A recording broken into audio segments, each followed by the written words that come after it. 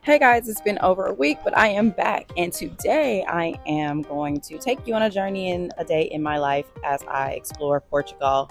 Portugal is the capital of Lisbon, and it is known as the City of Seven Hills. Sidebar, if you're going to take a journey to walk all day around Portugal, Jordans are not the best shoe. You can see I am fresh off of one of those hills right now going down, and I have on like a lightweight sweater jacket, which is kind of fitting. Today's April 1st while I'm here in Portugal, and it was about 64 degrees. So the weather in the springtime is between like mid 50s to mid 60s, but it was still a great day. Okay, so moving right along, here I am going through this cute little park on my way to Pink Street. The name of this park is called Marcelino Garden and Playground. It was hella cute. It had a nice little coffee shop in the center. The coffee shop was called Quiosque das Amoreiras. I know I'm going to say that all wrong. I'm going to try one more time. Quiosque das Amoreiras. Either way, I'm going to put all of the links to everywhere I passed through on my journey in the comment section. So yeah, this kind of reminded me of Paris a little bit. It is for sure a place I wanted to stop and have a espresso martini, but the girl I was with, she was not having it.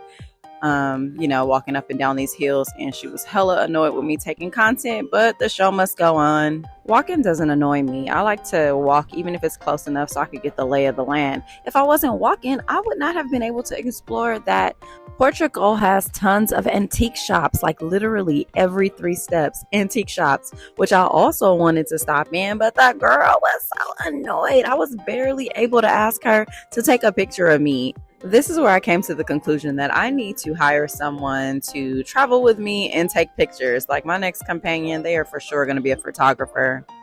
I would really want someone to follow me around and take the type of footage that I am kind of getting with the girl that is walking with me. But every time I asked her to take the picture, I would show her what I wanted, and it kind of really wouldn't translate. But I know that she wasn't just into it, so I was just doing selfies. So overall, this place kind of reminded me of Old San Juan. The reason I keep saying Puerto Rico or San Juan is because it's just so colorful. It's cute. It has cobblestone streets, staircases, hills. It's just a vibe. Next time I really would like a photo shoot by a real photographer. So here we are again, more antique shops. I'm going to have to make a list of all the antique shops along my way. That is going to be my top one priority for the next time I take this trip.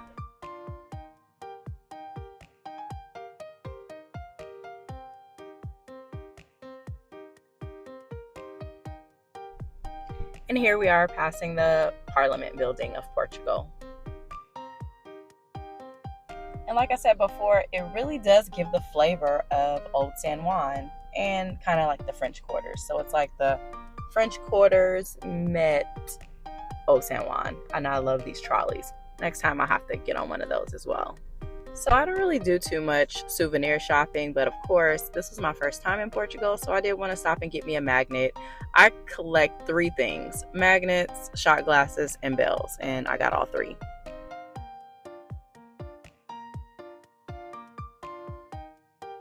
So here I go, getting distracted by this noodle spot. I did go ahead and tag this location because I love Chinese food, I love Thai food, I love anything that got noodles in it and that I could throw some soy sauce on. So I did tag a lot of places so that when I'm back there by myself and I'm not walking with someone that's like in a mood, I'm gonna make sure I'm able to stop at all these places. So here we are, we're kind of closer to getting to Pink Street, but as you will notice, if you're ever walking through Portugal, they have all of the buildings are lined in ceramic tiles. The tiles are what they call the Azulo tile art.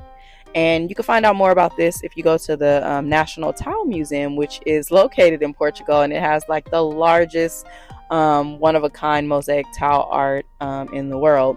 So next time I go, I'll probably have to take a venture in there to learn some more about tile art.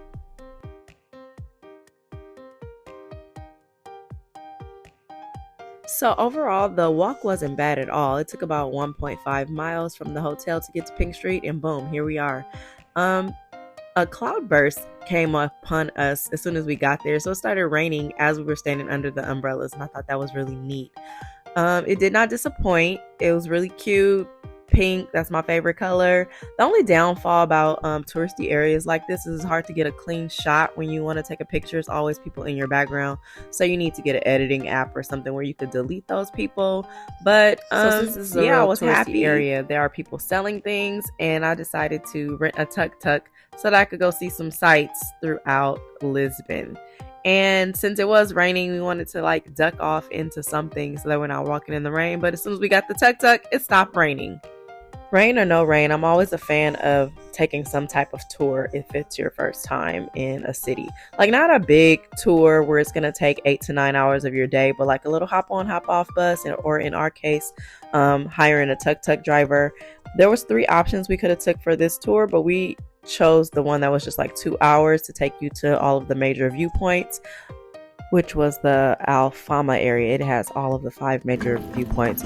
Right here we're at the Miradouro das Portas, which is one of the largest viewpoints. I love the vibe, the sounds of it all. And the other ones are called de Santa Luza, de Graca, de Sonora, de Monte. It's 5. Where you're going to get pretty much the same view just from different angles. There we have the Castle of St. George. So we didn't actually go over to the St. George Castle. We were only able to view it from this point, but a little bit of history about it. It's a 5th century castle, and it is one of the oldest landmarks in Lisbon, and it stands on the highest hill in Lisbon, which is St. George Summit. So on my next trip, I'm sure I'm going to go inside because I want to see it. Did you know that Rio isn't the only place that has a Christ the Redeemer statue? I was shocked. I didn't know. Lisbon has one. Didn't go over there either, but I guess I'll have to go there next time. And they also have a lock bridge. Paris isn't the only place with a lock bridge. I didn't even know that. I had to look up how many places had the lock bridges because now I want to go across the world and put a lock on every bridge that I find. Yep, I looked it up and the answer is 20. It's 20 tourist destinations that have lock bridges. So back in the tuk-tuk we go, but not for long. So we was only able to go to 2 out of 6 of the destinations that the tuk-tuk would have taken us. But the girl I was with was really hungry, so we cut our trip short, which makes cutting my video short. We went and ate at a place called Pinóquio. The food was just okay. We had the seafood paella. I mean, I'll tag the place, but it wasn't even something that I'm going to be like, oh, you have to go there. It was just like somewhere to eat. But thank you guys for enjoying my day with me in Portugal. Go ahead and comment and tell me how I did, what I could do better, what you would like to see. If you have any questions, comment below, and don't forget to like and maybe subscribe if you want to.